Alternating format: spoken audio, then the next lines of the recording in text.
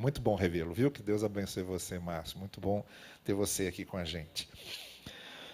Nosso Natal de Paz. Esse é o tema geral que nós temos refletido aqui. Natal como momento de sermos instrumentos de paz e de pacificação.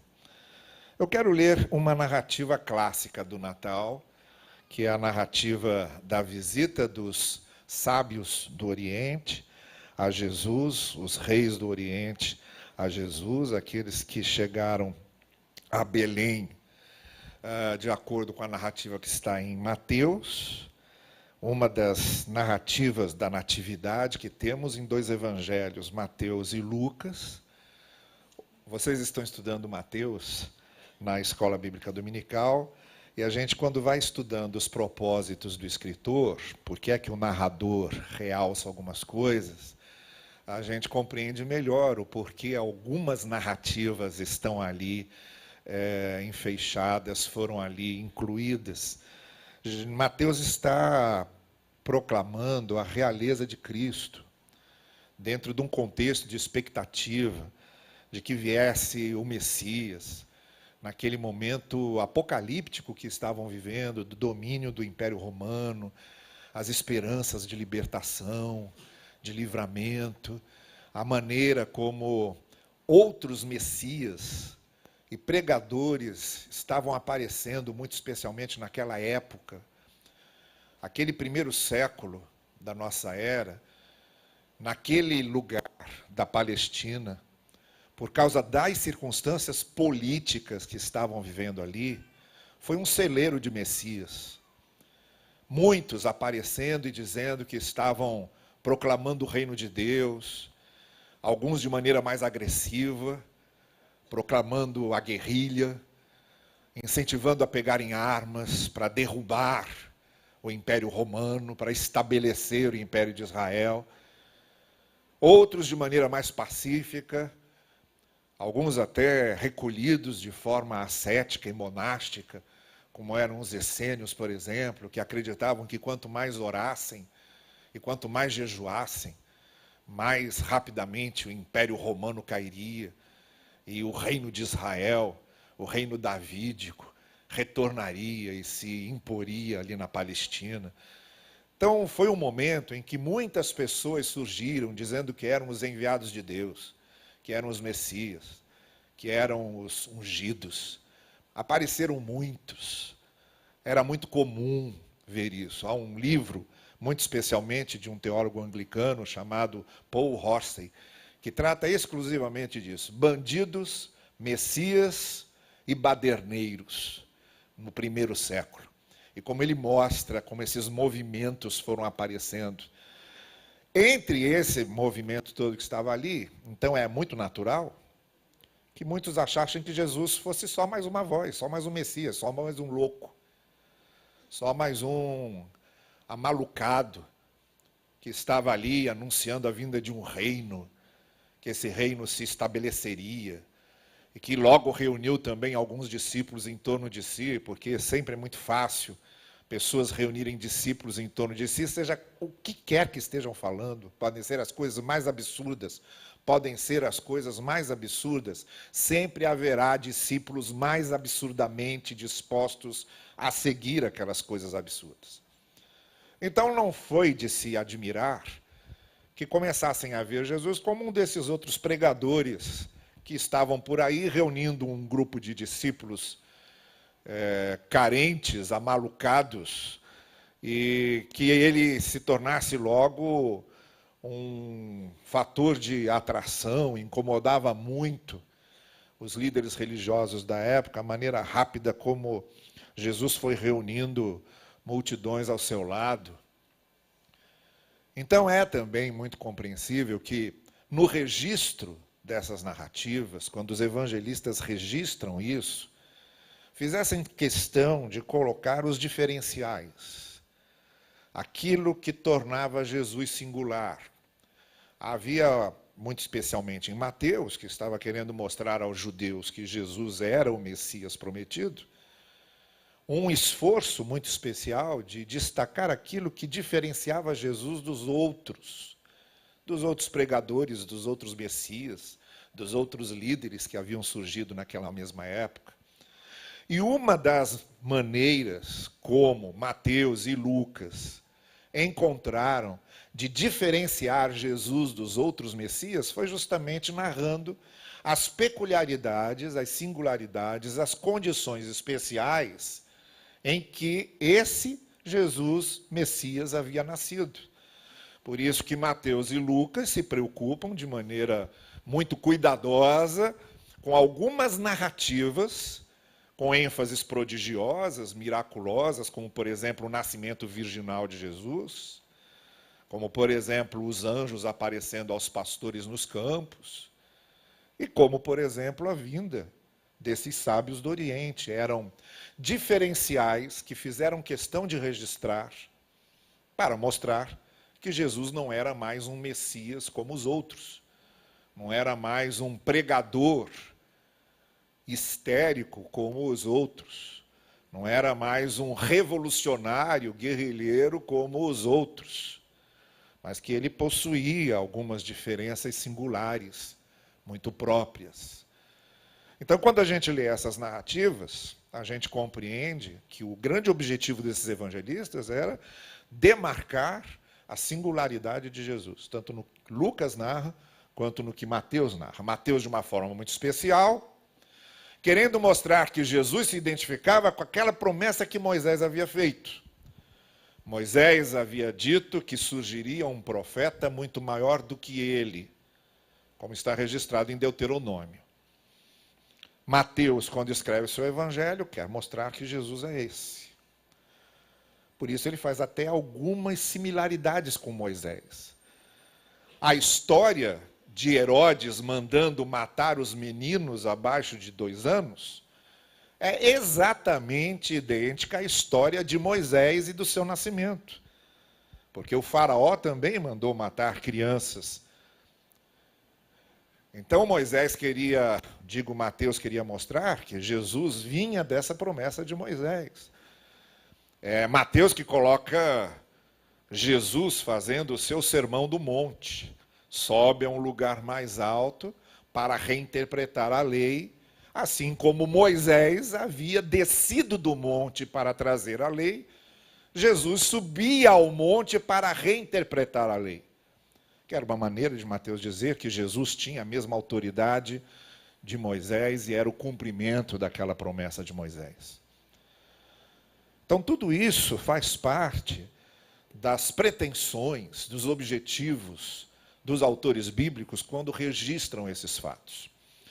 Mas nós estamos falando, hoje, muito especialmente, da narrativa dos sábios do Oriente, e estamos nesse contexto do Natal de Paz, e a leitura que eu quero fazer desse texto que conhecemos muito bem, nós o conhecemos muito bem, não só por lê-lo no Evangelho, mas peças e peças e peças de igrejas já representaram essas cenas natalinas, muito especialmente esses magos. Todas as peças de igreja tem lá o José, a Maria, o menino Jesus, os pastores anunciando, os anjos anunciando.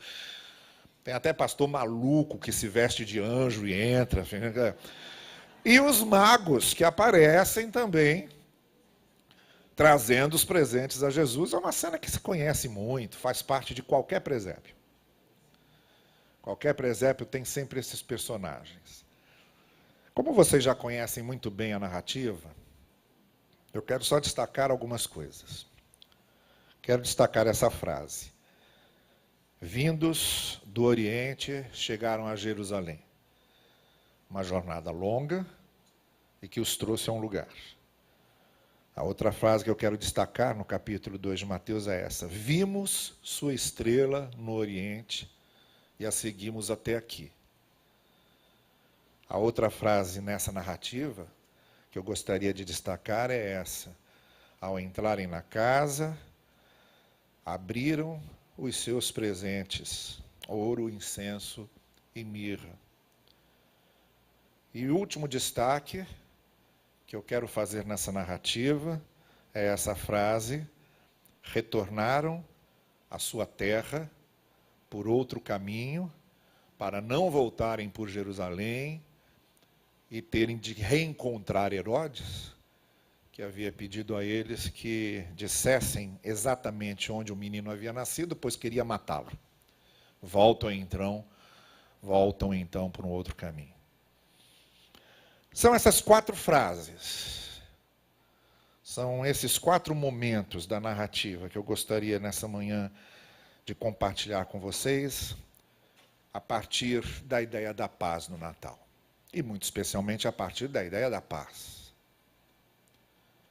Há uma diferença enorme entre a concepção de paz do Shalom hebraico, a paz na cabeça de um judeu, a paz na cabeça do judaísmo, a paz na cabeça de Cristo, que era judeu e pertencia ao judaísmo, a paz na cabeça dos primeiros apóstolos, que eram judeus e pertenciam ao judaísmo, ela tinha uma força diferente da que nós damos hoje. Nossa mentalidade é outra, é ocidental, é moderna. A ideia de paz é muito moderna hoje, no sentido de que a gente acha que paz é aquele momento em que tudo ao redor de você está bem. Quando você diz que quer ficar em paz, você está pensando nas circunstâncias que rodeiam você. Eu quero que tudo ao meu redor esteja bem, organizado, direitinho. Quando está tudo organizado direitinho, eu estou em paz. Mas a ideia do Shalom é outra. A ideia do Shalom não é a dependência da organização exterior para que eu me sinta em paz. A ideia do Shalom, da paz, é da organização interior para que eu me sinta em paz, a fim de que, mesmo quando as coisas fora de mim não estão bem, essa harmonização interior, esse meu sentimento de organização interior, ele prevaleça sobre as circunstâncias inevitáveis, incontroláveis e imprevisíveis que estão do lado de fora. Então, quando se desejava shalom a alguém, o desejo era esse. Era, olha, estão aí os romanos. Estão aí aqueles que nos oprimem. Estão aí os invasores da nossa terra. Estão aí os mestres da lei, os fariseus e os líderes judaicos oprimindo a gente também. Estão aí os sacerdotes conspurcando o verdadeiro sentimento religioso. Está aí esse ambiente bélico e de guerra em que estamos. Nisso não há paz. Mas que dentro de você haja algo tão bem organizado, tão bem estruturado, tão bem construído, que mesmo no meio dessas coisas, você internamente esteja em paz.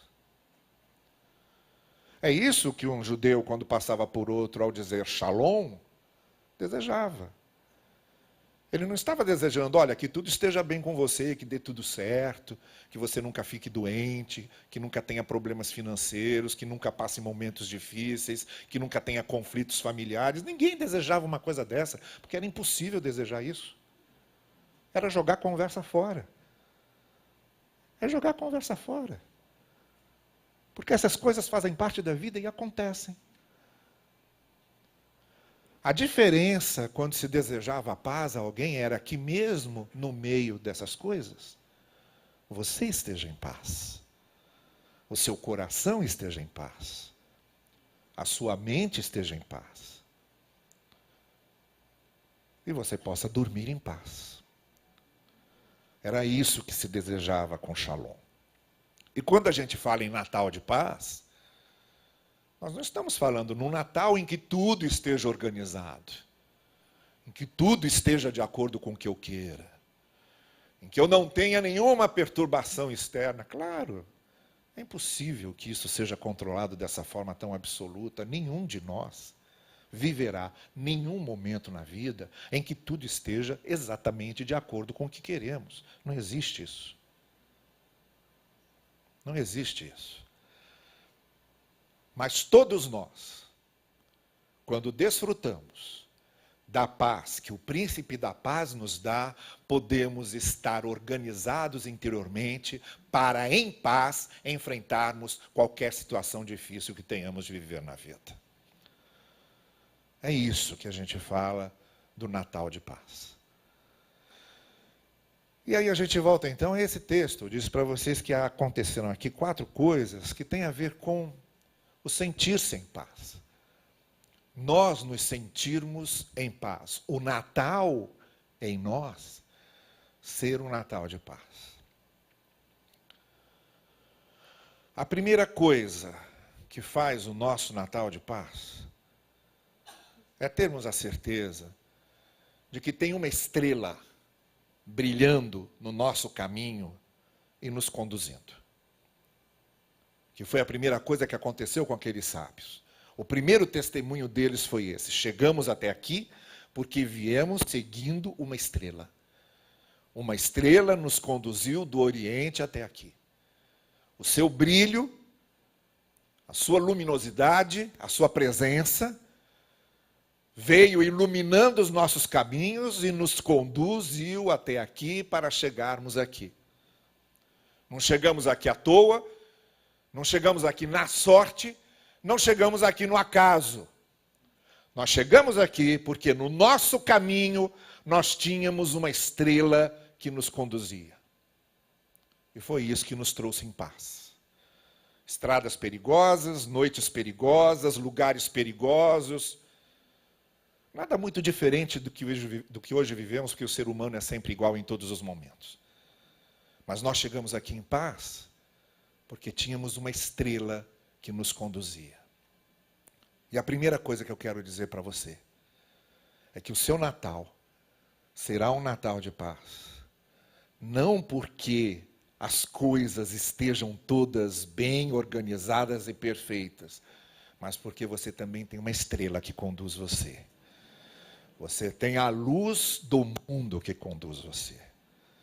Você tem aquele que, no dia da festa dos tabernáculos, quando os judeus saíam das suas casas e armavam tendas para se lembrarem dos dias do deserto, quando eles viviam em tendas, atravessando o deserto rumo a Canaã, e aí anualmente eles faziam essa festa das tendas, essa festa dos tabernáculos, essa festa das barracas, em que eles saíam das suas casas, armavam suas barracas e ficavam lá, festejando a condução de Deus pelo deserto.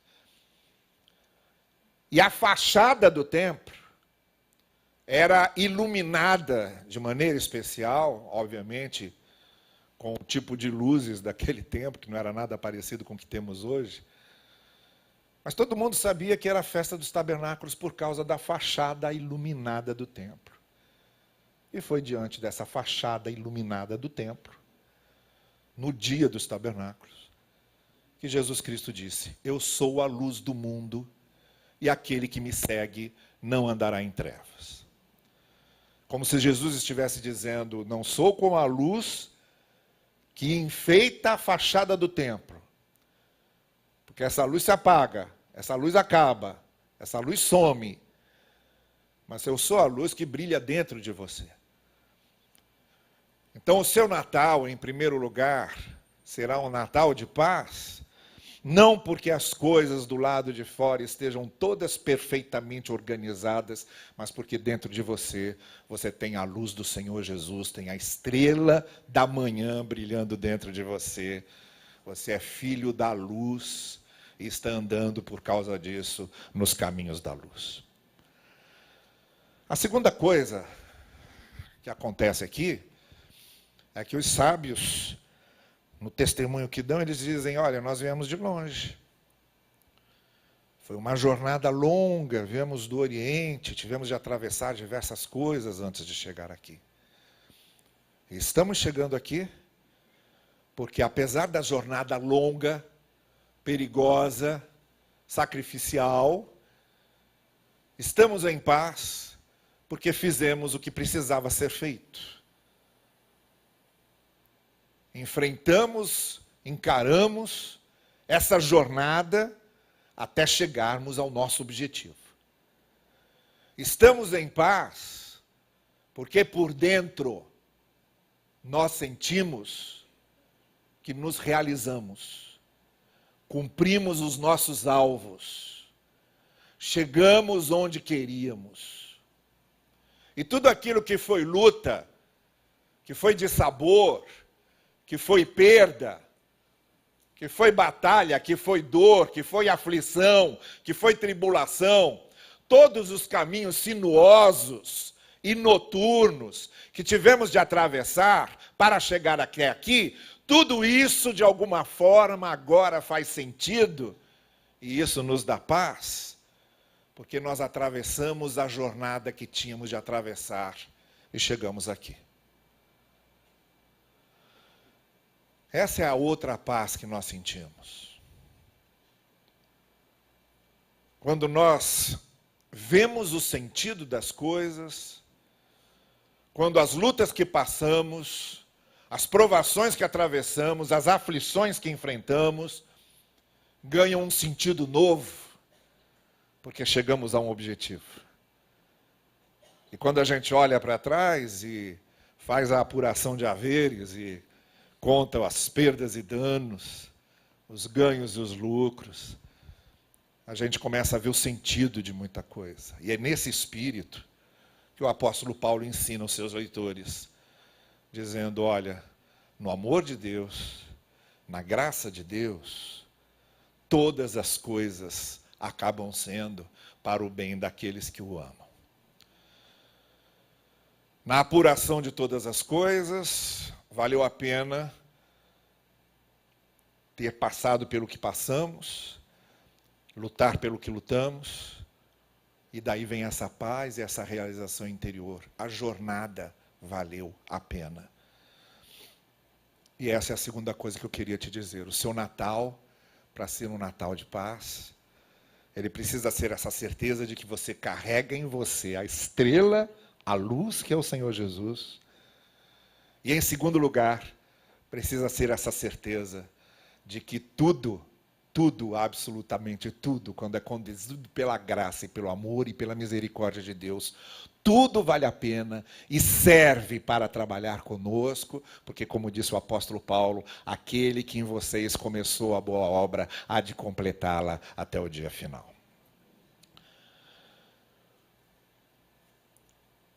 A terceira coisa que acontece nesse texto é que eles vão e entregam lá para o menino o seu melhor. São os seus presentes. Tudo com sentido simbólico, né? Dentro daquele contexto de ver em Jesus esse Messias prometido, esse rei ungido que vem, é muito natural que cada presente daquele tivesse um simbolismo também muito especial nesse contexto. Eu li uma vez uma história muito bonita de os magos, depois de terem deixado lá o ouro, incenso e a mirra, quando estavam saindo para voltar para casa, eram os três, né? Tradicionalmente se diz que eram os três magos, embora a gente não saiba direito quantos eram, fala apenas que era um grupo de magos. Mas como três presentes, ouro, incenso e mirra, convencionou-se dizer que eram três sábios. Aquele que levou o ouro, que levou o incenso, que levou a mirra. E nessa história, um quarto mago aparecia atrasado, correndo, esbaforido, dizendo, eu me atrasei no caminho, mas eu trouxe aqui o meu presente. E entrega o presente a Jesus, e quando os pais de Jesus abrem, é um brinquedo para a criança. Claro que se você perguntar a qualquer criança, você quer ouro, incenso e mirra ou quer brinquedo, né? Você sabe o que a criança vai dizer. O quarto mago trouxe um brinquedo para a criança. O autor do conto queria destacar isso. Ali também está um menino, está uma criança, está um ser humano. Afora todos os presentes simbólicos, o simbolismo dos presentes, está aqui o brinquedo para ele brincar como criança que ele era. Mas o que eu queria dizer para vocês é que talvez aqui nós tenhamos a indicação de um terceiro motivo para que o nosso Natal seja Natal de paz. Quando a gente sabe que fez o nosso melhor e demos o nosso melhor. Quando nós nos tornamos um presente para alguém. Quando nós nos tornamos instrumentos para presentear, para abençoar, para levar alegria. A paz não é exatamente quando recebemos coisas. A paz se completa de maneira mais integral quando damos coisas. A paz não é apenas ser agraciado por um presente inesperado. A paz mais profunda, mais abrangente, mais viva, mais dinâmica, é quando nós damos a alguém e nos tornamos um presente a alguém e abençoamos alguém. É aí que se transforma e se experimenta e se contagia em nós mesmos esse sentimento de paz de forma mais profunda e abrangente. Os magos, os sábios, estavam em paz porque estavam ofertando o seu melhor para aquele menino. Porque estavam presenteando. E o Natal de paz é o Natal em que nós nos sentimos presentes aos outros. No sentido em que a Marluce falou aqui, no sentido em que aqueles que estiveram aqui ontem, sendo presentes para essas pessoas que foram trazidas aqui, de diversas maneiras. Mas esse sentimento de paz, de shalom, ele só é completo quando olhamos para nós e sabemos exatamente de que maneira nós somos instrumentos, veículos e elementos da graça de Deus para as pessoas. Natal de paz, embora seja muito calcado em presentes, o Natal de paz não é exatamente receber presentes, mas é muito especialmente dar e ser presente. E a quarta e última coisa que eu queria destacar para vocês nesse texto, sobre esse sentimento de paz, do shalom, mais autêntico, mais legítimo, mais verdadeiro, ele brota dessa consciência de que temos a estrela que nos conduz, a luz que nos conduz e que habita dentro de nós e nos organiza por dentro. Vem, em segundo lugar, dessa consciência de que enfrentamos as nossas jornadas sabendo que aquilo nos leva a um objetivo, que o Senhor está nos conduzindo para os seus objetivos, para os seus propósitos, e vai fazer com que tudo faça sentido e tenha valido a pena. Esse sentimento de paz, em terceiro lugar, é essa certeza, essa consciência de que podemos ser um dom da graça para os outros. E em quarto lugar, esse sentimento de paz vem dessa cena dos sábios voltando para as suas terras por outro caminho. Ali no contexto, se eles voltassem por Jerusalém, Herodes já havia pedido a eles que dissessem exatamente onde o menino havia nascido. Se viram, de certa forma, ameaçados por isso, se voltassem seria um problema. Então são avisados em sonhos para que não voltassem para Jerusalém, para que não fossem obrigados a encontrar com Herodes, e retornaram por outro caminho. E aqui nós temos a sinalização que completa esse quadro do sentimento de paz. Nos dá muita paz quando nós sabemos o que precisa ser transformado em nossa vida e transformamos. Nos dá muita paz sabermos que caminhos novos nós precisamos tomar. nos dá muita paz sabermos o que tivemos coragem de mudar em nossa vida porque precisava ser mudado.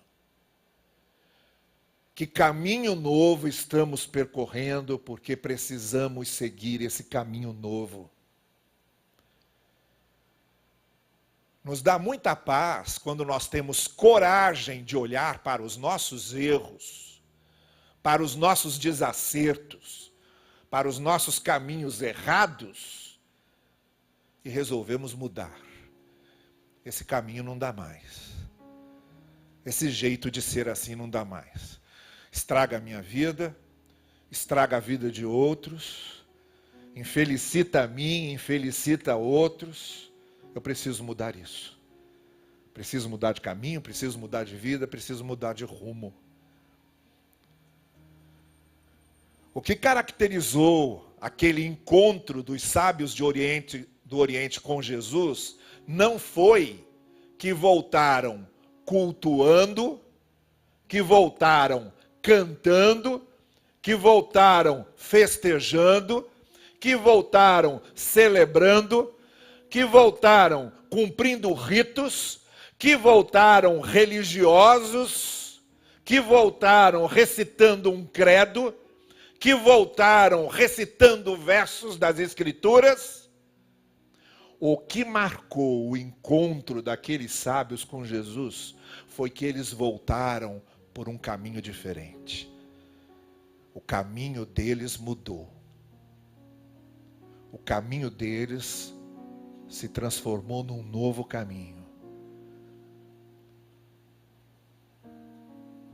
Quando nos encontramos com Jesus, nunca permanecemos os mesmos. Sempre há alguma coisa que se transforma em nós. Nossos caminhos nunca são os mesmos. Quando nós nos encontramos com Jesus, os nossos caminhos são transformados. E o sentimento de paz vem muito especialmente dessa certeza de termos mudado, de termos sido transformados e do nosso caminho ter sido mudado naquilo em que precisou ser mudado. Onde havia egoísmo, começou a haver solidariedade. Onde havia rancor e ressentimento, passou a haver perdão. Onde havia insensibilidade, passou a haver misericórdia. Onde havia palavras ofensivas, passa a haver palavras amorosas. Onde havia planejamento para o mal, passa a haver planejamento para o bem. Onde havia fomentação da divisão, passa a ter cultivo da unidade. Onde havia mentira, passa a haver verdade. Onde havia inveja, passa a haver alegria pela vitória do outro.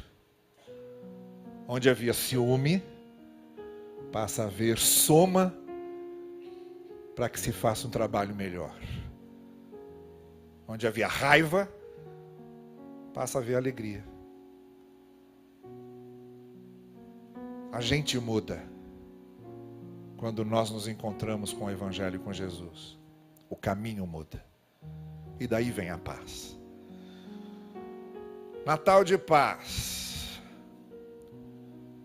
À guisa do que aconteceu com os magos, com os sábios do Oriente, que esse seja um grande e poderoso Natal de paz para cada um de nós. Que seja um Natal de paz, porque você sabe que você tem a estrela da manhã dentro de você conduzindo a sua vida. Que seja um Natal de paz, porque você encara as suas jornadas, vence suas lutas, pois sabe que Deus está conduzindo você para seus propósitos. Que seja um Natal de paz, porque você quer fazer o melhor e quer ser o melhor para ser presente de Deus.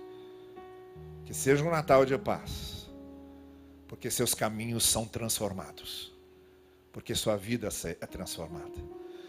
Enfim, que seja um Natal de paz, não porque haja paz do lado de fora, quase nunca há paz do lado de fora, mas porque há muita, profunda e verdadeira paz do lado de dentro.